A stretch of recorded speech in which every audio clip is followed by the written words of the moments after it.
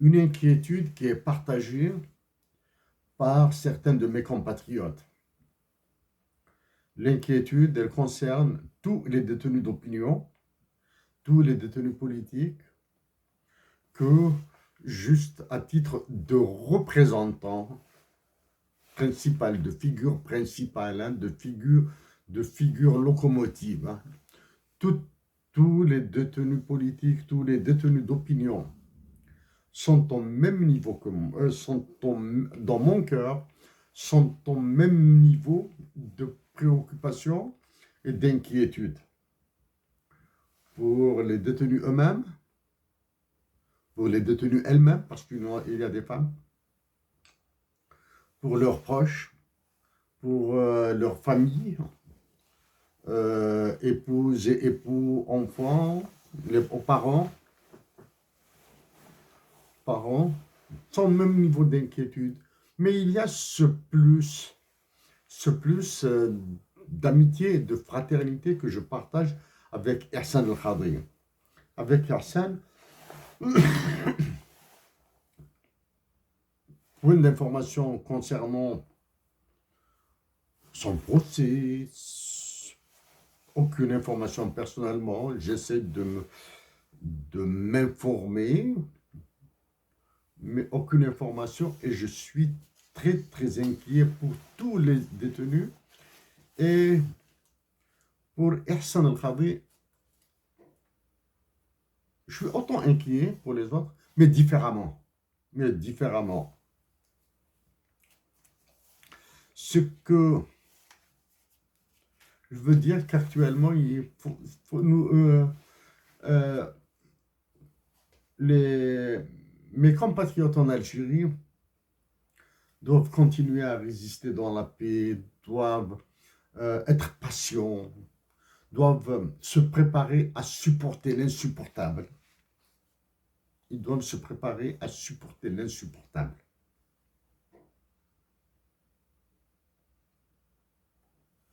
Mais au niveau international, notre pays est complètement isolé. Isolé. J'ai essayé d'établir, pas des contacts, un échange. Des échanges avec certaines organisations internationales. Si d'habitude ces organisations internationales me répondaient, là maintenant elles sont bloquées, du moins plus de réponses. Avec très peu de chefs d'État, mais toujours est-il, c'est des chefs d'État et de gouvernement qui ont l'habitude de réagir. Là, même si je suis optimiste à la réaction de certains d'entre eux, je demeure optimiste. Hein, je demeure optimiste. Je demeure optimiste, mais c'est un optimisme très très limité. Chers compatriotes, comme vous le savez, moi, ceux qui me suivent, je suis un... J'aime écouter Lounès. Lounès Mahtoub. J'aime l'écouter.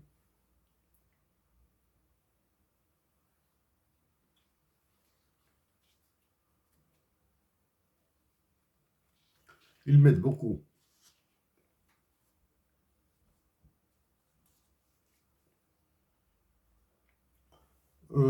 Que ce soit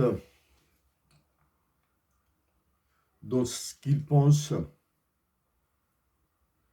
dans ce qu'il dit pour sa mère, que ce soit dans les sentiments qu'il avait donnés aux autres, dans ces sentiments qu'il avait exprimés, qu'il exprime aux autres.